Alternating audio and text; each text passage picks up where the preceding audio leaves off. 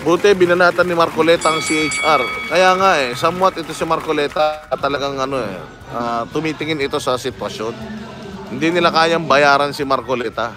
Kaya siguro ganyan. I'm sure tatrabahuin na rin nilang susunod yan si Marcoleta. CHR Dole nangihingi na dapat zero budget ang mga hayop na yan Ferris Nel, kung si VP Inday pa ang nasa DepEd, may resolution na may sigurado yun. Maraming salamat Felis Nel, mabuhay ka. Kung si Inday Sara pa din ng DepEd Secretary, sigurado kahit statement meron na yun. Ito si Angara ni isang statement, wala pang hayop na yan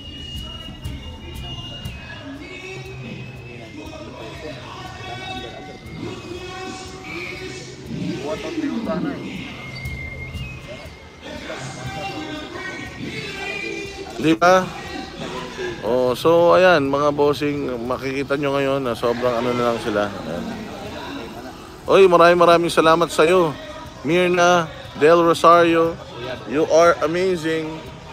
Ayan, so nandito ako sa napakagandang King's Chow at ayan nga nasa likuran natin yung kulay blue, yun. Yan po ang broadcast center ng SMNI dito sa Davao. Diyan po kami nag-SMNI. So, dito mo talaga malalaman ano nang balita, ano nang binabalita nila Mike Tolonges Abe. Ano nang bagong twist niya dito sa mga nangyayari. It's been 13 days mga bossing, and for the past 13 days wala pa rin pong napapatunayan itong si Marbil at saka si Torre. Puros lang sila press con, wala naman silang mga ebidensya tungkol doon sa kanilang mga akusasyon. Human trafficking, meron lang silang pineking human trafficking. After that, ngayon naman pinalalabas nila kesyo may mga bata daw dito. Asan yung mga pictures? Kung totoo may mga bata rito, sana may nirescue na kayo. Hindi ba? Yan ang lagi natin sinasabi. Hindi naman takot si Marcoleta, hindi naman takot yun.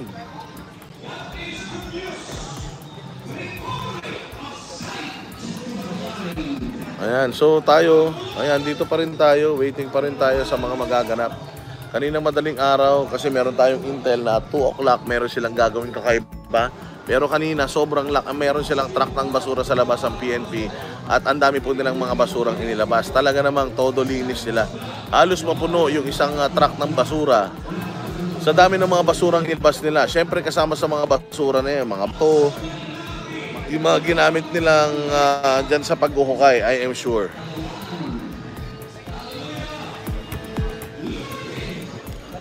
Wala bang press con kasi mission field? Ewan ko dyan sa mga hinayupak na na yan. Sa mga hinayupak na mga Camp Katitipan. Hindi ko alam kung kailan na naman magsisinungaling. Kailan na naman magsisinungaling ito si De La Rey. Dati si De La Rey hindi masyadong sinungaling Pero ngayon, nuknukan na sinungaling yung babae na yan. Yung mga CR palinis. Oo nga ewan ko, tatanggalin nila yung bara nung CR dyan. Grabe yung CR nila dyan. Ang itim na nung tiles. Sobrang mga baboy na itong mga ito. Pero dito naman sa labas, in fairness, meron sila, pag kumain sila, meron sila mga basurahan. Thank you very much, Joy Smith. God bless you. Salamat sa iyong sa iyong generosity. Busy kasi sila, andyan si Tambi. Lupa ang laman ng plastic. Yes, lupa ang laman ng plastic mga bossing. Kaya kung makikita mo ngayon doon sa may SMNI studio, ilang beses nilang pinuntahan 'yan. At ilang beses na nilang pinuntahan 'yan, lipat tayo kasi maraming mainit dyan Lipat tayo dito sa hindi mainit. Yan.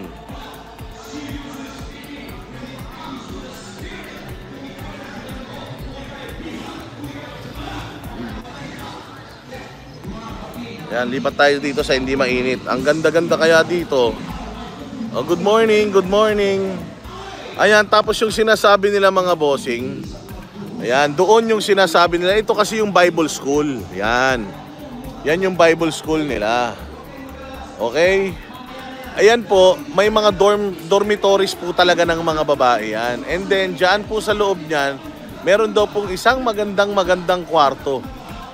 O ano ngayon kung may isang magandang kwarto? Napansin mo yung magandang kwarto dyan? Hindi mo ba napansin, Tori, itong magandang, itong buong property ng Kingdom of Jesus Christ? Sobrang ganda. Ayan, hindi ka ba namangha sa ganda nito? Samantalang yung kwarto, dyan sa Bible School, gandang-ganda ka, ginawa mo pa ng mali siya. Na kesyo, yung Bible School, yung daw na yan, yung kwarto daw na nakita nila doon, meron daw mga sapatos ng lalaki na nagfi-fit sa tawag dito sa itsura ni Pastor Kibuloy, at meron din daw mga sapatos ng babae, mga sapatos ng bata. Well, mind you, pag pumapasok po sila sa mga kwarto nila, nagtatanggal po talaga sila ng sapatos. Okay? Yung mga kwarto dito, yung mga bahay dito, pag pumapasok po sila, hindi nila pinapasok yung mga tsinelas at sapatos nila, kaya iniiwan nila dyan. Kung hindi ka ba naman tanga. At saka, Tore, sa totoo lang, kung maganda yung kwarto na nakita mo doon, mas lalong magugulat ka sa ganda ng mga kwarto sa Samal, dyan sa may Prayer Mountain, sa Glory Mountain. Bahay lang po ng mga missionaries at mga workers nila, ang gaganda. Sigurado ko mas maganda kaysa sa bahay mo, Tore. Napakadugyot nyo kasi, kaya ganyan eh. Oh, birthday mo ngayon, Lina Aboga, happy birthday sa'yo. Magpapansit ka naman. Pakanton ka naman. Oo, yung nagtatanong kung konti na lang, yes, at least mga 30% to 35% na mga pulis na nakahambalang dito, wala na. So talagang unti-unti nagpo-pull out sila. Siguro para pagdating ng mga senador dito, makikita nila, uy, konti lang naman pala eh. Hindi ba? Siyempre, pagpunta ng mga senador dyan sa mga isinarado nila, makikita nila na, ang lalaki na ng mga hukay ninyo ah. Photoshop daw. Yung mukha niya, ang dapat i-photoshop niya. Oh, Tore, ang dapat mong i-photoshop yung mukha mo. Sa totoo lang, napakarami ng beauty products na binibenta sa Pilipinas, actually sa buong mundo. Hindi na kasalanan ng langit kung pangit ka pa rin hanggang ngayon. Sa dami ng pampagandang produkto, ang pangit mo pa rin, ibig sabihin, kasalanan mo na yan, pangit ka na talaga. Hindi ka na kayang pagandahin ng mga beauty products. Kailan ang hearing? Sabi nila bukas daw. Oo. Buksan ulit yung simento nila. Again, quick dry yung kanilang mga simento, and expert sa pag-excavate itong mga tao dyan. Definitely, pag nagtakip yung mga yan, eksperto din. Pero the fact na hindi nila hinayaan yung media na pumasok along with Attorney Torion, kahit tabunan nyo yung hukay nyo dyan, it will never dismiss the fact na talagang meron kayong mga kahayupan na pinaggagawa dyan sa may basement ng JMC. At dapat pagbayaran nyo yan, because dahil dyan sa ginagawa nyo pag-excavate, na-compromise etong building na ito at pwedeng gumuho. Buti sana kung lahat kayong mga pulis nandiyan dyan sa ilalim kapag gumuho yan. Oo, hindi eh. Open ang Waxis? Yes, open po ang Waxis.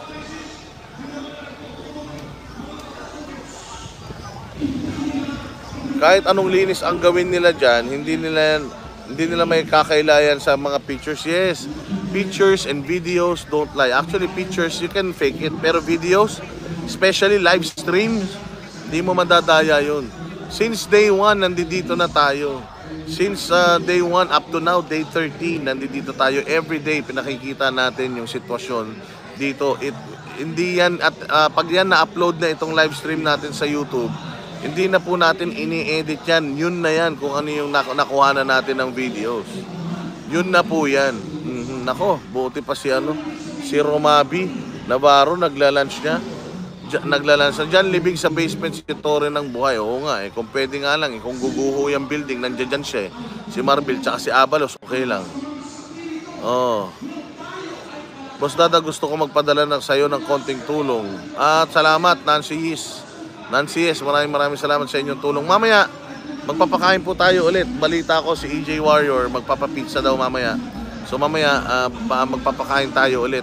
May nagsabi sa akin dito, wag daw puro Waxis Burger. Okay lang. At least natutulungan din natin yung Waxis sa kanilang negosyo. Imbitado po ba kayo sa hearing bukas? Hindi po natin alam. kung tayo ay makakasama dyan, I'm sure kayang-kaya naman ng ipaliwanag ng mga taga KOJC yan. Hindi naman na tayo kailangan dyan. Well, kung kailangan nila yung opinion natin, yung istorya natin, pwede naman tayong umatid dyan. Hindi naman tayo natatakot, under oath. Kaya naman nating sabihin lahat ng mga nakita natin dito Kahit na kahit na under oath tayo, di naman tayo nagsisinungaling. Besides, kaya namang kaya namang kuhanan yan ng mga video, kaya namang i-play yung mga videos natin para bigyan ng credibility yung mga information na makukuha nila sa atin Di ba? So talagang dito, alam mo, kitang-kita mo, maling-mali talaga na yung kanilang cathedral, yung kanilang simbahan ay isara. For 13 days sarado po yung simbahan na yan. Kaya po talaga naman nakakadiri itong administrasyon na ito. Kahit na quick-dry ang gamitin, iba pa rin ang kulay ng simento. True, tingnan natin. Boss, yung pulis na fake, imbestigahan. Kawawa yung mga pulis sa taga Luzon. Balita ko, next week dapat ipapadala dito yung mga taga Region 1. From Cagayan de Oro, backyard ni Juan, mabuhay. Huwag niyong pakainin ng mga pulis na yan. Grabe naman kayo. Huwag naman kayong mapaghigante. Dapat sa hinukay nila dyan, nilibing si Tory. O nga, buhay. Dapat ilibing dyan. Meron pa siyang drama na statement doon na pati daw yung kanyang pamilya ay binabash na daw ng mga peking accounts. Troll accounts daw ng KOJC. Walang troll account ng KOJC. Lahat ng mga nagmumura sa'yo, Tory, at sa pamilya mo sa Facebook, totoong mga tao yan. Hindi yan troll army. Totoong mga tao yan. Ngayon, tanungin mo sarili mo, Tory. Bakit nagagalit yung mga tao sa'yo at pati pamilya mo dinadamay? Kasi ang daming pamilya dito na dinamay mong katarantaduhan mo. Nagagalit ka na nadadamay yung pamilya mo sa kahayupan mo. Hindi mo nakikita yung sarili mo na isang tao lang ang hinahanap mo, si Pastor Kibuloy. Dinamay mo lahat ng mga tao rito. Bata, matanda, babae, lalaki. Dinamay mo sa kahayupan mo. Tapos nagagalit ka na nadamay ang pamilya mo. Nadadamay ang pamilya mo dahil dahil sa trabahong ginagawa mo. Bel Aguilar, salamat again, Boss Dada. Salamat po sa pangdagdag sa lunch, Ben Aguilar. Bel Aguilar, thank you. Pinapareport pang social media ng account ay ng social media ng SMNI. Diba? Kapal ng mga muka. So ngayon, anong nararamdaman mo na hinaharas ng taong bayan yung pamilya mo? Anong nararamdaman mo, Tory, na hinaharas ka? Yung asawa mo, yung mga anak mo, anong pakiramdam na hinaharas sila? Anong pakiramdam na binabalahura sila? Ganyan ang araw-araw na ginagawa mo. Jules, maraming salamat. Good morning. Evening dito sa San Francisco. Mabuhay ka. Yeah, si Cheloy Gerafil nag-resign daw sa PCSO. Yeah, I've heard about it. Kaya lang I think we can discuss that some other time because again, ang focus natin dito is yung KOJC at yung hearing bukas. May God bless you always. Nako, kayo din, God bless you din po, mga bossing. Yes, tinatakot ng boss niya, pamilya niya, kung wala silang makuha ang kayamanan. Yes, I am sure. Ayan, tingnan ninyo. Bongbong Marcos. Tingnan mo yan, Bongbong Marcos. Naglalakad dito, full battle gear. Ang lalaki, ang haba ng mga baril. Anong masasabi mo dyan? Bobo ka. Anong sinasabi mo na ni isang pulis walang pumasok dito na may baril? Sinungaling kasi si Bongbong, kaya pati yung mga pulis sinungaling na din. Si De La Rey hindi pa masyadong sinungaling nun yan Pero ngayon nuknukan na sinungaling, kumapal na yung mukha, laki na nung pisngi, kakasinungaling niya. Hayop na De La Rey yan. Pati yan si Fajardo. Si Fajardo, wala nang sinabing makatotohanan sa buhay niya. Pati yung pati kasarian niya na rin peke na rin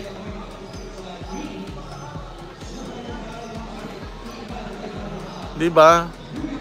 So yun nga ang natin, nagsasalita siya diyan na pati ang pamilya ko ay binabash at hinaharas ng mga followers, fake accounts ng mga KOJC. Gumaganon pa itong si Tory, kapal ng mukha mo. Tingnan mo sarili mo, tanungin mo sarili mo, bakit madaming taong galit sa'yo? Baka marami kang ginawang masama, kaya ganon. Kasi kung Tore, kung tama yung ginagawa mo dito, walang magagalit sa'yo. Kung katulad ng NBI, nag-serve ka ng warrant of arrest ng mapayapa, walang magagalit sa'yo. Oo, walang magagalit sa'yo, sa totoo lang. Puro kahayupan ang ginawa mo dito eh. Nung unang araw dito, ang yabang-yabang mo, anong sabi mo? Tigilan nyo ako. Wag kayong hara-hara, ipapa-aresto ko kayo. Kapal ng mukha mo. Ipapa-aresto mo dahil paharang-harang, ikaw nga eh. Pahara-hara ka din eh. Nagkukos kayo dyan ng traffic eh. Nagagalit na City Council, nagagalit ng LGU ng Davao. Dahil sa traffic na kinukos ng mga hayop na mga sasakyan nyo dyan sa labas. Oo, wala daw permit mula sa City Council. Yung inyong paghambalang ng mga sasakyan nyo dyan. Hindi kayong may-ari ng Davao. Ang may-ari ng Davao ay mga Davaoenyo. Hindi ka naman Davaoenyo eh. Pwede magsama yung mga senador ng mga licensed engineers. Wala kailangan ng licensed engineers. By the looks of it, wala silang permit. Wala silang permit to excavate. Wala silang permit to close this property. Hindi mo na kailangan ng mga experts. Oo, common sense will tell you na mali yung kanilang ginagawa rito. Boss Dada, dapat imbestigahan din si Marcos eh. Sabi ko nga sa inyo, dapat yan magpa-drug test na. Dahil na naman dito sa nangyayari na to sa KOJC, ay nako, Diyos mio, talaga naman. At alam mo, sobrang palpak nila dito sa KOJC, yung kanilang pagsaserve dito ng warrant, sobrang palpak. Gagawa yan ng isang malaking issue pa sasabugin para makalimutan yung kahayupan nila dito. Well, sorry to tell you, tuloy-tuloy po ang SMNI sa paghahatid sa inyo ng balita tungkol dito sa KOJC. Kaya sumabog yung issue yung issue na muntik mamatay yung presidente, di umano, according to reports. Pag sumabog yung kay Alice Go na i-deport na, sigurado ako meron pa yan ibang mga papasabugin para hindi na natin singilin sila dito sa kahayupan nila dito. Ang laking tulong talaga andyan sina Senator Robin at Bato. Oo naman.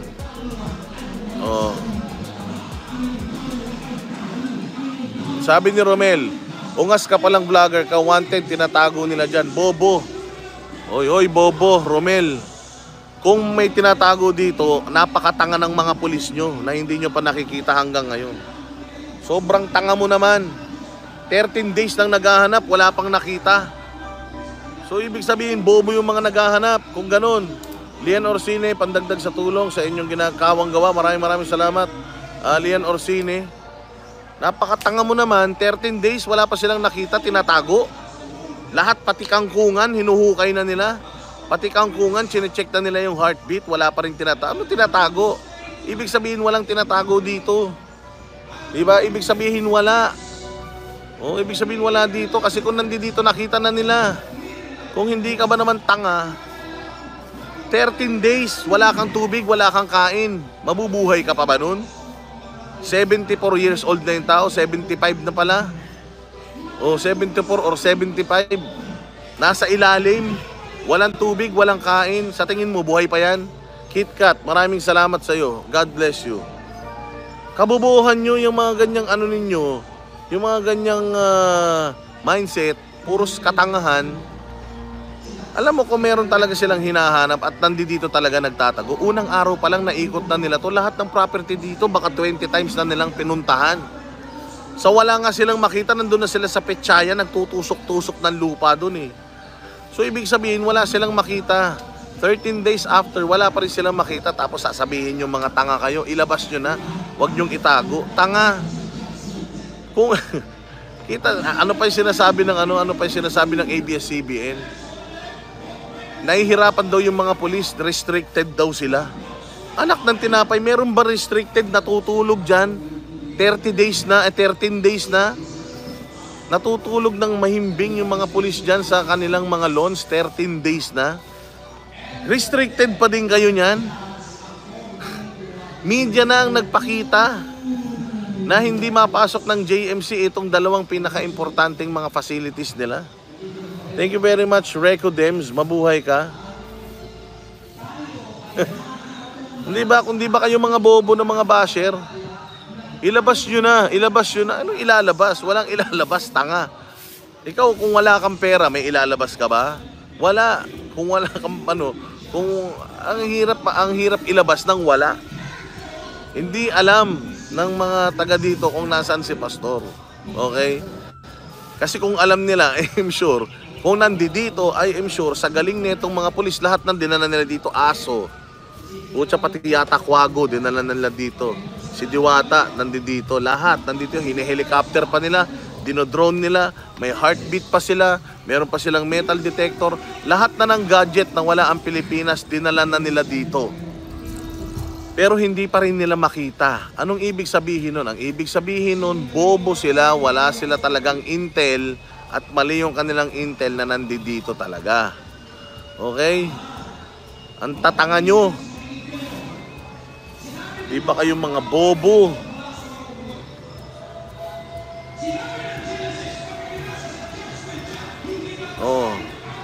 Oh, sige. Mang-bash pa kayo. Bash lang kayo ng bash, di kayo nag-iisip eh. Minsan pag basher ka, kailangan gumagamit ka rin ng kokote. Hindi pwedeng nagbabash ka ng basta lang makapambash ka. Kasi ang tanga-tanga nyo na, mga BBM supporter. Sobrang tanga nyo na. Sabi ko nga sa inyo, napakabobo nyo. Pulis, 3,000, 5,000 pulis. Ano yan? 5,000 pulis, hindi nyo nahanap si pastor dito. Ibig sabihin, wala dito. Hindi ba? Wala dito yung mama. Kung noon pa nakinig kayo, di sana hindi kayo nagpagod pare-pareho. Di ba? Sabi ni Glenn Jimenez, nagmana ka talaga kay Kibuloy. Bakit? Saan ako nagmana? Sa talino? Natural. Kaysa naman magmana ako kay Bongbong Marcos na tuyot na yung utak, kakasinghot ng mikmik. Di ba? Di ba? Okay na ako. Magmana kay pastor kaysa magmana ako kay Bobo Marcos. Ito po, puros lang kayo bashing, wala namang mga laman. Meron bang CCTV sa loob ng underground? Wala po. Sinira na po nila yung mga CCTVs dito. Ilang mga CCTVs di umano, sinira na nila. Di ba? Katulad niyan, yung ang dami na nilang pagkakamali talaga dito. Napakarami ng pagkakamali nila dito.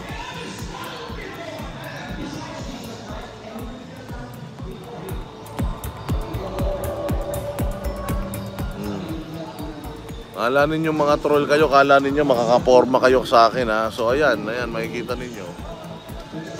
Ayan ba restricted? Ayan ba restricted? Nakita nyo ba yung mga tulonggis na yan? Nasa sarap ng tulog. Meron bang restricted na ganyan? Yan.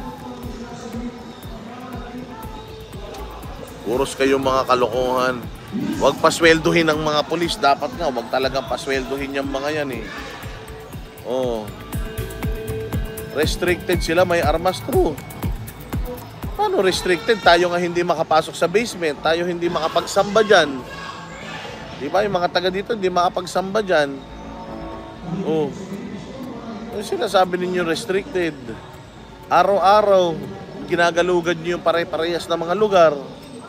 Kaya nga pa ulit-ulit nyo nang ginagalugad yung mga parehas na mga lugar. Kasi nga, wala na kayong makita eh. Unang araw pa lang wala na si Toring nakita. 13 days na. Anak ng tinapay, halos kalahating buwan na. Wala pa rin siyang nakikita, wala pa rin siyang natatagpuan ni anino ni bakas. Siya lang ang mag-isa, si Tory lang ang mag-isa na nakakita na si pastor tumagos sa dingding. Siguro sabog ito si Tory, kaya sinabi niya tumatagos sa dingding, lumulusot sa semento. O the fact na nakita mo yun, Tory, ibig sabihin nakita mo nang maghimala si Pastor Apollo Kibuloy.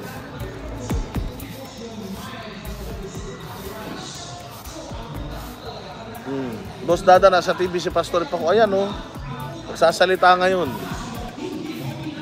Walang alam ano ang salitang restricted. Anak ng tinapay.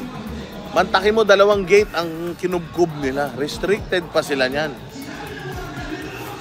Kuhang-kuha ng mga videos natin. Ang sabi ni Tory, huwag kayong pahara-hara, arestuhin ka kayo. ko kayo, restricted pa sila niyan. Di ba? Saan ka makakita ng restricted na ganyan? Jenaline Makiling, maraming salamat sa iyo. Jenaline Makiling, mabuhay ka. Just exercising their cultivate their curiosity. Tayo na. Hindi na curiosity to. 13 days, hindi na curiosity. Oo, Down syndrome na 'yan. Pagiging abnormal na 'yan, yung ganitong mga galawan. Torre, feeling niya sa kanya ang KOJC true. Si Marbel at Abalos umiiwas sa investigation para bukas dyan ang KOJC.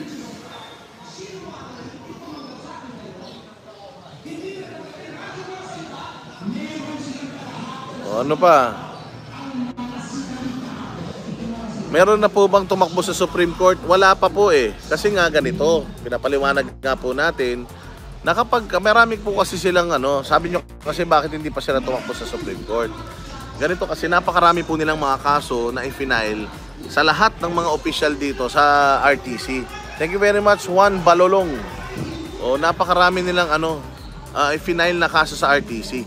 Kapag ikaw po ay nag-file ng kaso sa Supreme Court, kailangan mong ipa-dismiss lahat ng mga file mo na kaso sa RTC. Ang dami nun. Siyempre may mga bayad yun, hindi ba? Kaya yun, kasi para kang lumalabas, ano man tawag nila doon? Court shopping ba ang tawag doon? Basta something like that. Pinaliwanag na nila yan eh. O na kapag ikaw ay nag-Supreme Court, lahat ng mga i-file mo sa mababa, kailangan mo ipa-dismiss yun. Then it's up to the Supreme Court. Lahat ng remedies mo sa Supreme Court mo kukunin. Ganun yun. Oo. At saka gano din tayo kasigurado na kikilos ng mabilis ang Supreme Court. Siyempre, ang dami-dami rin kaso sa Supreme Court, di ba? So, pwedeng ma-delay yan. So, ayun yun. Forum shopping, yan. Forum shopping po ang tawag doon. Pagka, yun. So, you have to dismiss, have all your cases filed in the lower courts dismissed, tapos saka ka magpunta sa Supreme Court. Ganun yun.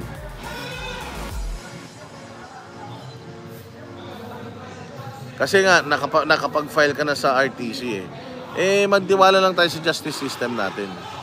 Forum shopping.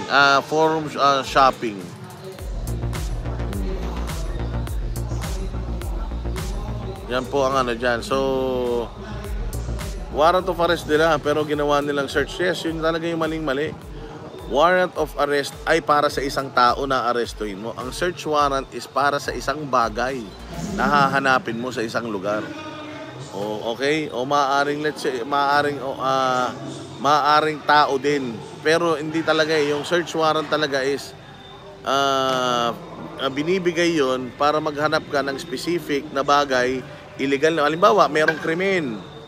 Pinaghihinalaan mo na itong tao na to yung suspect. At pinaghihinalaan mo na yung ginamit ng tao na to sa kanyang krimen ay nakatago dito sa property na ito. Specific yun. Nakalagay yun. Saan ba namatay yung tao? Sa saksak. So, hinahanap ko yung kutsilyo na ginamit sa pananaksak nitong serial killer na ito dito sa property na to. Ganon ang search warrant. Kaya nga kung makikita ninyo, search warrant yung ginamit nila para maghanap ng mga baril, loose firearms dyan kay Congressman Arnulfo Teves. Dyan sa kanilang dyan sa kanyang bahay at sa kanilang asukarera.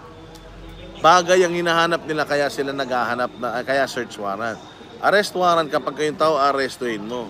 Kapag kayong isang tao nakita mo na tumakbo dun sa isang establishmento, hindi illegal na pasukin mo yung establishmento na yun para mahuli mo siya.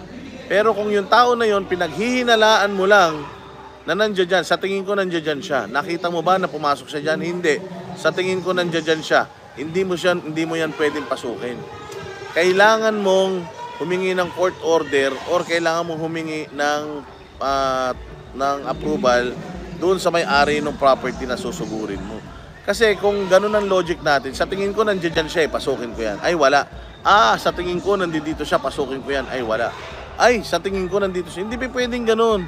Hindi pa pwedeng buong Pilipinas, bawat bahay, hahalughugin mo para makita mo si Pastor Apollo Quiboloy. Maling-mali po yung logic na yun. Kasi yun yung sinasabi ni, ni Tory doon sa elsewhere. Yung elsewhere niya is I can go anywhere I want, I can intrude itong mga properties ninyo and look for him. Kahit na hindi naman konektado si Pastor Quiboloy sa may-ari ng bahay na to. Basta feeling ko, nandiyan siya, yung hunch ko, nandiyan siya, I will go inside and find him. The fact na you are going to find him, it means you need the search warrant for that.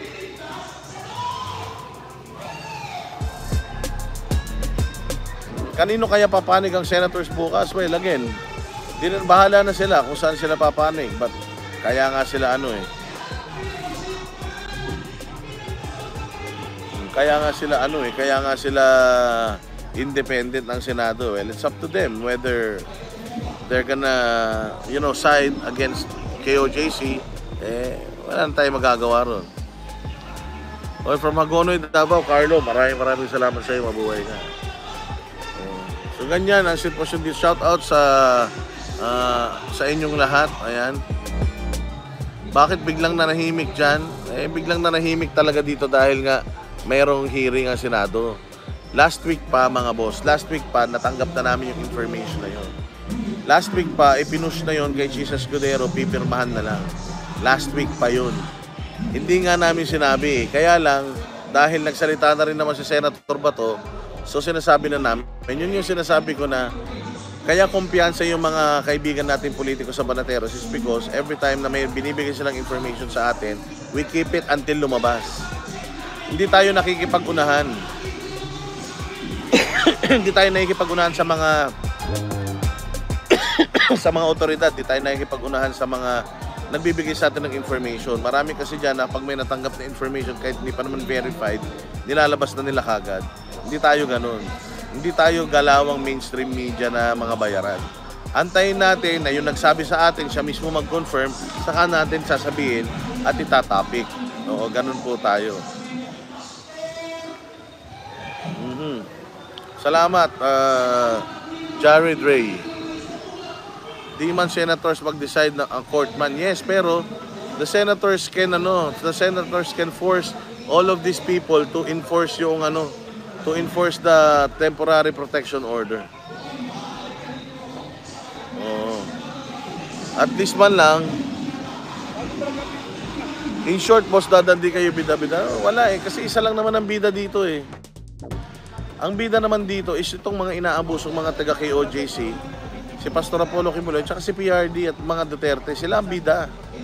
Hindi natin pwedeng makipagpaligsahan sa kanila ng kung sinong pinakasikat, sinong pinakamagaling, sinong ganito, ganyan.